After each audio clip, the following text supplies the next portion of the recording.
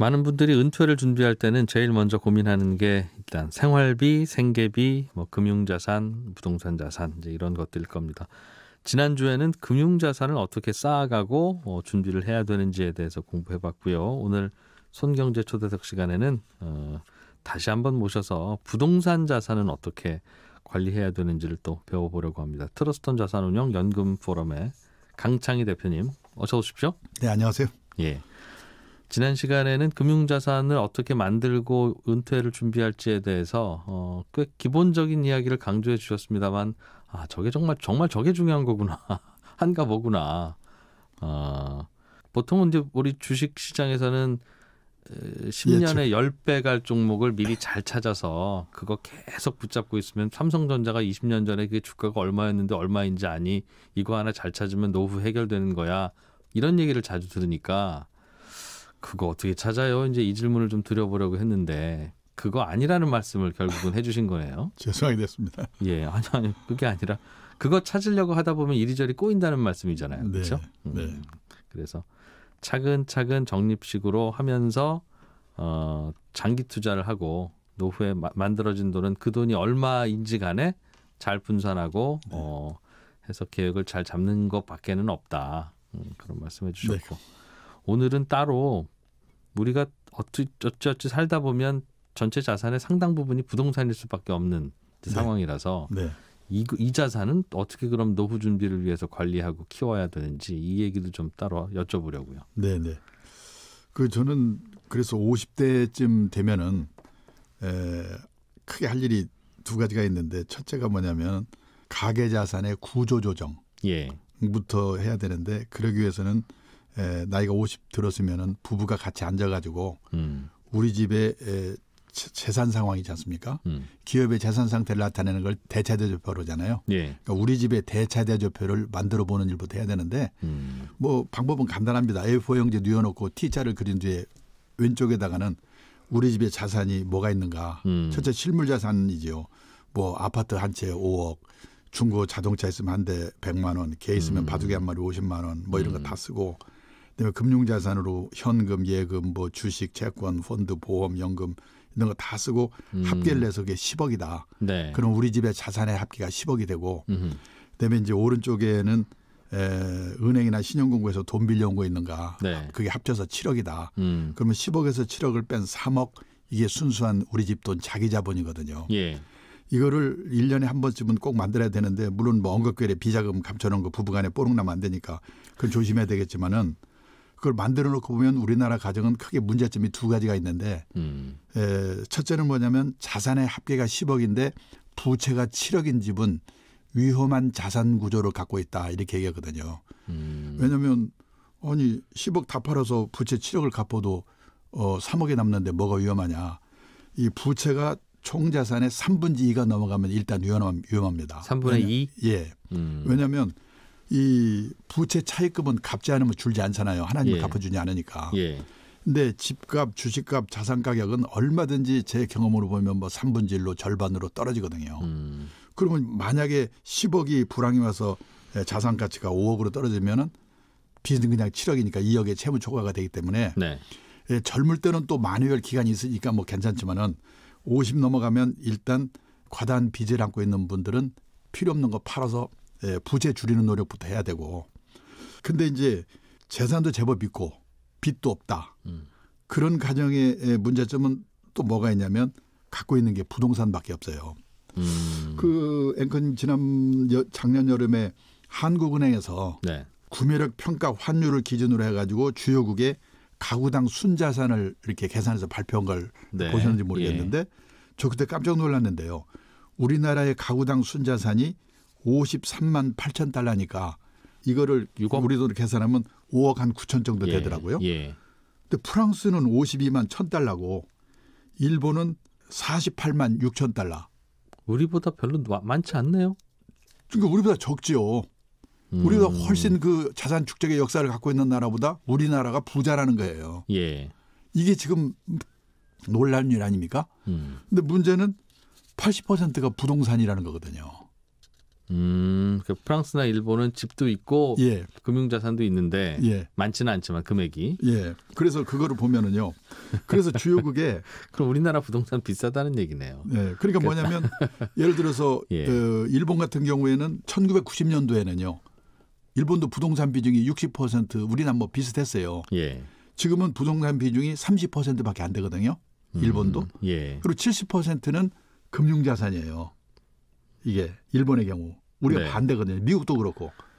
그러면 일본이 1990년 기준으로 부동산 비중이 60%였는데 지금 30%로 비중이 낮아진 게 왜 그럴까 이유가 세 가지라고 저는 생각하는데 네. 그거를 보시면은 앞으로 우리가 뭘 조심해야 되겠구나 그걸 알게 되는데요.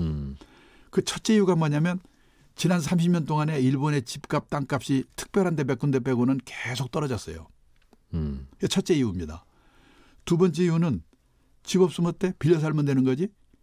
우리처럼 집에 한이 맺혀 있잖아요. 그러니까 지금 일본 사람들은 지금도 물어보면 내가 빌려서 사는 게 유리한지 집을 사는 게 유리한지. 네. 우리는 빌려서라도 살 수 있으면 무조건 사잖아요. 근데 벌써 일본 사람들만 해도 비교를 해 채산성을 맞춰보고 하는 거거든요. 예. 그러니까 집을 가지면 우선 감가상각비 뭐해서 비용이 많이 발생한다는 걸 알고 있기 때문에 그게 두 번째 이유예요. 우리 집에 대한 인식이 달라진 거예요. 네. 네. 그다음에 세 번째는 뭐냐면 그 돈 좀 있는 분이 여유로 집이나 가게를 하나씩 따로 갖고 있다가 세를 놓는다. 그 사람이 세를 안 낸다. 못 내보내요.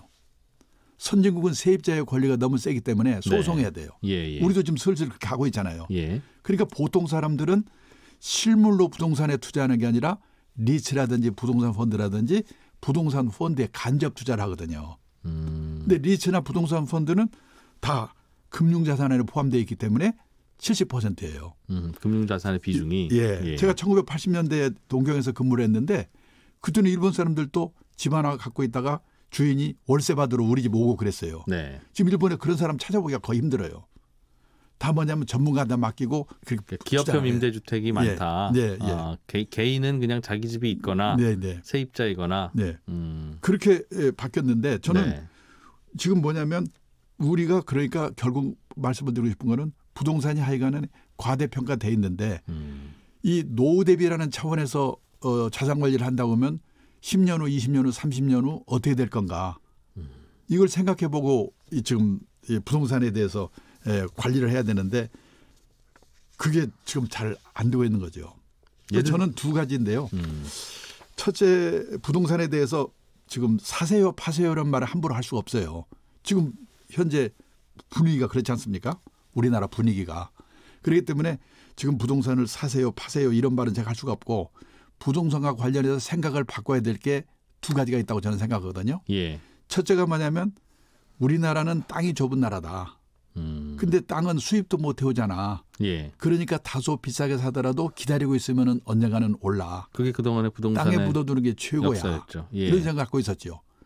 우리나라도 앞으로 바뀌어갈 거고 그거를 제일 먼저 경험한 나라가 어디냐면 바뀐 걸 경험한 나라가 영국인데요. 영국에서는 18세기 후반에 땅값이 쫙 오르다가 어느 날 영국 정부가 밀 수입의 자유화. 예. 먹는 밀을 해외에서 3분의 1 값으로 절반 값으로 마음대로 사다 먹어라.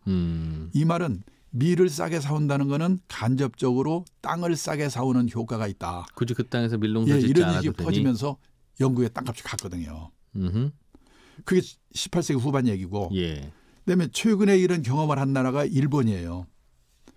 그 일본의 땅값이 예를 들어서 보면 1974년 평균을 100으로 볼 때 일본이 피크일 때 1991년이었거든요. 예. 버블의 피크일 때. 예. 그게 242까지 올랐어요. 10이었다가 아니 100이었던 100이었다가. 거가. 예. 그런데 그 전에 70년대 초에 일본의 땅값이 무지막지하게 올랐거든요.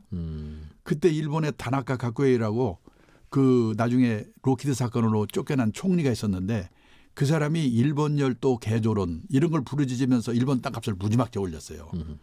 그게 이제 또 버블 때 또 올라가지고 1991년이 일본 땅값이 피크일 때인데 어느 정도 비싸냐면 동경 시내 중심가에 왕궁이 있는 동네 우리 말하면 창경원 그다음에 뭐 경복궁 있는 예. 종로구와 같은 그 구가 있는데 예. 그 구 하나를 그때 시세로 팔면은 캐나다를 전체 살 수 있다고 그때 그랬어요. 1991년 예, 땅값이 그렇게 했어요. 버블 피크일 때. 그게 70까지 떨어졌어요. 242까지 갔던 거가. 이거 어떻게 그런 일이 생기냐. 땅은 수입도 못 해오는데. 예. 해외에서 쌀을 싸게 사오면 김제평야, 평택평야 땅값이 떨어지거든요. 네. 해외에서 소고기를 싸게 사오면 대관령, 목장 땅값이 떨어지거든요. 예. 지금 뭐 인도, 중국, 베트남 이런 나라에서 우리나라 기업들에게 땅을 공짜로 줄 테니까 빨리 옮겨오라고 많이 그러잖아요. 지금 삼성전자의 베트남 공장에는 베트남 현지 직원이 2만 명 정도 있는데 고졸 여직원의 월급이 얼마냐면 $350래요. 네. 우리나라 삼성전자 고졸 여직원의 평균 월급이 $3,700거든요. 예. 그래서 어느 그 도시가 도시민의 노력으로 기업이 도시로 모이고 사람이 그 도시로 모여서 그 도시의 땅값은 오를 수 있을지 모르지만 예. 우리나라 전체가 땅이 좁은 나라니까 기다리면 오른다. 이 생각은 버려야 된다 이거죠. 그리고 또 하나가 이제 집인데 지금 문제가 뭐냐면 이 일본도 우리나라도 농경 문화잖아요. 이게 유목민이라든지 이런 그 문화는 언제든지 떠나기 때문에 집에 대해서 그렇게 네. 집착을 안 하거든요. 근데 우리나라 일본이 농경 문화이기 때문에 집에 대한 집착, 땅에 대한 집착이 있는 데다가 이게 또 이 일본도 우리나라도 도시화되면서 시골에서 있던 사람들이 다 도시로 왔잖아요. 또 베이비붐 세대가 제가 보니까요. 1950년부터 28년 동안에 우리가 2,700만 명을 낳더라고요. 예. 1년에 100만 명 정도씩 낳았어요. 금년에 20만 명대로 떨어졌거든요. 그러니까 그때 태어난 사람들이 또 집을 가졌기 때문에 그때는 그게 성공의 기준이고 그다음에 신분의 상징이었거든요. 제가 40년 좀 전에 일본에 가니까 다 자가용이 있어요. 네. 그렇게 부러운 거예요. 어떻게 자가용을 갖고 있지? 우리는 집보다도 자가용 가진 사람 이거 봤거든요. 네. 근데 지금은 자동차는 소모품이잖아요. 저는 집도 그렇게 집에 대한 것이다. 생각도 많이 바뀐다고 생각해요. 그게. 그러면 네.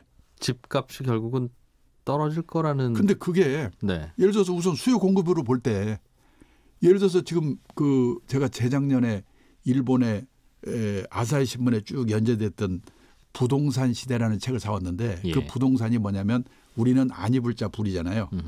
근데 그 부동산은 부채할 때 부자 마이너스 동산 시대라는 거예요. 예. 그 1년 동안 연장을 책으로 만드는 건데 거기 내용이 뭐냐면 자기가 이제 100살 가까이 사니까 90 몇 살에 돌아가셨어요. 그 아들들한테 이제 상속을 받아야 되는데 그 집을 아들들이 집이 다 있어요. 그러니까 그거 받아봤자 세금 내야지 관리비 내야지 귀찮으니까 상속을 안 받는 거예요. 네. 그러니까 어떡하냐. 500만 원 정도를 얹어가지고 주는 거예요. 그냥. 누가 명의 이전 해가세요? 가져가세요. 지금 일본에서 그런 일이 일어나고 있어요. 팔면 안 팔리고. 왜 안 팔리고. 그러면 왜 그래 똑같은 거예요. 베이비붐 세대가 집 사기 시작하고 농경 문화의 그 집착. 예. 예? 그 지방에서 도시로 나온 사람들의 신분의 상징으로 다들 일본도 우리보다 좀 앞서갔을 뿐이지 예. 그런 경험을 다 한 거거든요. 그러다가 이제 그 도시를 채울 사람들이 줄어들어서 집이 남는다? 남는지요. 지금 일본의 빈집이 846만 채래요. 우리나라도 빈집이 지금 10년 후에는 일본의 집 3채 중에 한 집이 빈집이 될 거라고 하더라고요. 그게 주로 외곽 지방에 있는 집들이 그렇죠? 그리고 지방에 있는 집지만은 그러니까 뭐냐면 마지막까지 서울의 중심가 마지막에 남을 거예요. 예. 그렇지만 대부분의 우리가 지금 인구가 늘어날 방법이 없잖아요. 그러니까 이런 것들이 저는 그래서 말씀드리는 게 뭐냐면 내년 후년 얘기가 아니고 노후 대비로 지금 우리가 자산 관리를 하고 있기 때문에 네. 이거를 미리미리 생각해 둬야 된다 이거죠. 그게 지금 한 60세쯤 되는 분의 노후에도 영향을 줄 만한 시기에 빠르게 충분히 올까요? 그거는 있는 거고요. 그래서 또 하나 말씀드리고 싶은 게 뭐냐면 집은 누가 사느냐. 젊은 사람들이 사잖아요. 예. 지난 20년 동안에도 젊은 세대는 계속 줄었고 앞으로 20년 동안에 계속 줄어요. 늘어나는 거는 뭐냐면 60세 이상 노인 세대만 늘거든요. 예. 근데 노인들은 집이 있거나 없어도 살 능력이 없는 분들이거든요. 네, 구매를 예. 할 수 없는 분들이거든요. 예. 그런 것들을 생각해야 되고 또 하나는 제가 그 우리나라는 아파트 지금 단독주택 사는 분도 다 아파트로 가시려고 그러잖아요. 근데 이제 일본에 제가 놀란 게 뭐냐면 아파트가 전체 주택수의 10%밖에 안 되더라고요. 우리나라만 유독 많죠. 우리나라가 50%는 지금 넘었을 거로 보는데요. 지금 일본에서 요즘 무슨 문제가 생기고 있냐면 그 아파트 특히 고층 아파트 이게 재건축을 못 해가지고 슬럼화돼 가고 있다는 거예요. 하죠. 왜 안 해요? 그러니까 우리는 당연한 걸 생각하잖아요. 뭐냐? 합의가 잘 안 우선요.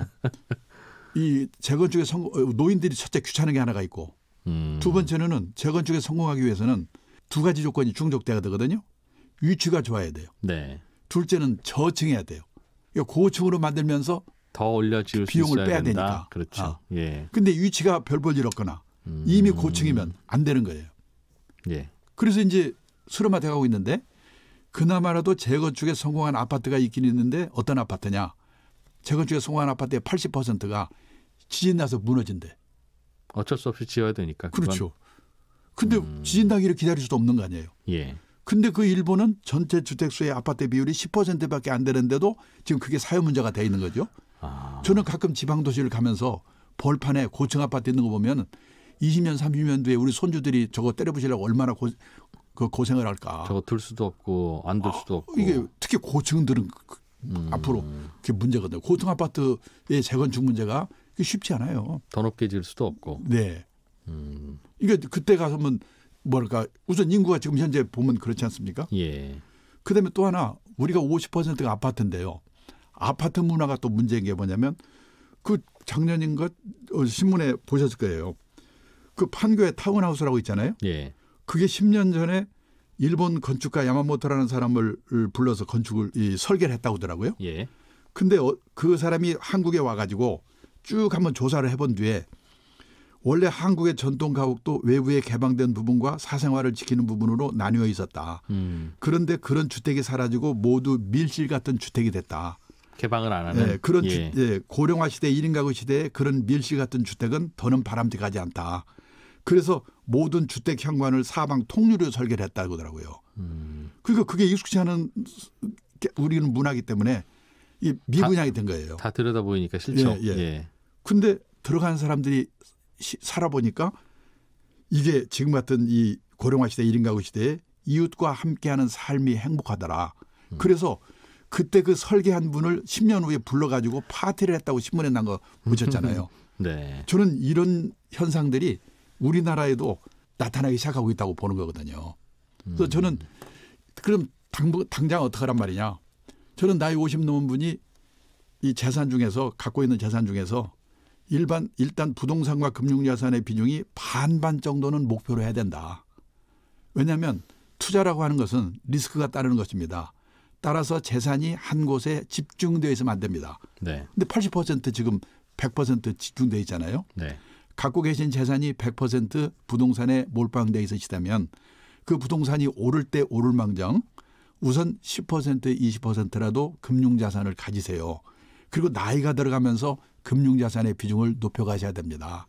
그래서 환갑 나이쯤 되면 반반으로 맞추려는 노력 정도는 해야 된다. 그리고 이제 주택은 이 집이라는 거는 이 거주의 수단이지 우리는 화폐가 돼 있잖아요 지금.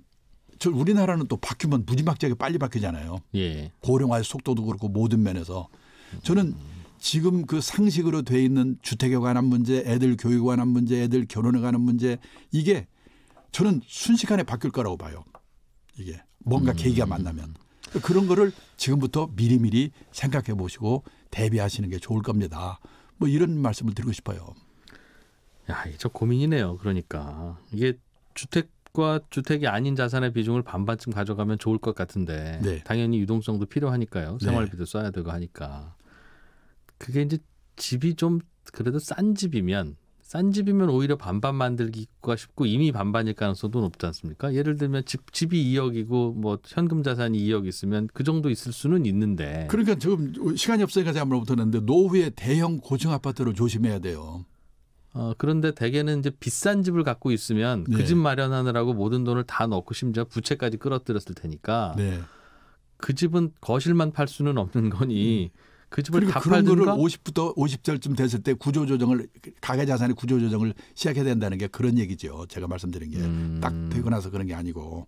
예를 들면 그것 좀 이제 어떻게 하죠? 그게 잘라서 팔 수 있는 건 아니고. 그거는 그러니까 예를 들어서 50점 되면은 큰 집이면 예를 들어서 그걸 팔아서 한다든지 지금요 주위에서 보면은 재산이 있는데도 돈을 못 쓰는 분이 많아요. 우리나라가 OECD 가입국 중에서 노인 네. 빈곤율이 제일 높다고 다들 그러잖아요. 예. 근데 외국 학자들이 뭐라고 하냐면 우리나라 60세 이상 고령자 중에 77%가 자기 집이 있다고 그러거든요. 예. 아니 자기 집을 77%나 갖고 있는 노인 중에 노인 빈곤율이 45% 가까이 되거든요. 상상을 할 수가 없다는 거예요. 그러니까 뭐냐 그 집을 예. 주택연금을 넣어가지고 그러니까 유동화시켜야 되는 거예요. 예를 들어서 그래서 요즘 예. 일본에서 우리보다 좀 앞서서 유행하는 게 뭐냐면 부부 둘만 남았거나 혼자 되시면은 시내에서 네. 18평에서 20평짜리 병원 가까운 곳, 문화시설 가까운 곳 이런 데 사는 게 유행이거든요. 우리가 고령화 시대가 되면 그게 요즘 많이 비싼데 외곽으로 나가서 유유자적할까 안 그렇거든요. 고민인데 그래서 주택연금이라는 게 나왔군요. 그걸 팔 수 없는 거를 이해하고 그리고 주택연금에 대해서 오해가 뭐냐면 일단 들면은 내 집이 없어진 거라고 생각하는데 예. 도중에 뭐 오르면은 다시 또 원위치 시킬 수도 있어요. 알겠습니다. 부동산을 어떻게 나눠서 다이어트를 시키고 할 건지를 빨리 좀 고민해야 된다. 네. 남은 시간이 길지 않을 수 있다. 자칫하면 부동산은 있는데 노후는 가난할 수 있는 이제 그런 상황이 온다는 말씀이셨어요. 네, 오늘 트러스톤 자산운용 연금 포럼의 강창희 대표와 함께 우리가 갖고 있는 부동산 자산을 어떻게 은퇴를 대비해서 관리해야 되는지 들어봤습니다. 고맙습니다. 예, 감사합니다. 네, 이제 2월도 다 지나갔네요. 곧 3월이 올 텐데 잘 마무리하시고요. 또 오늘 휴일도 즐겁게 보내시고요. 저는 월요일 아침에 다시 뵙겠습니다. 이진우였습니다. 고맙습니다.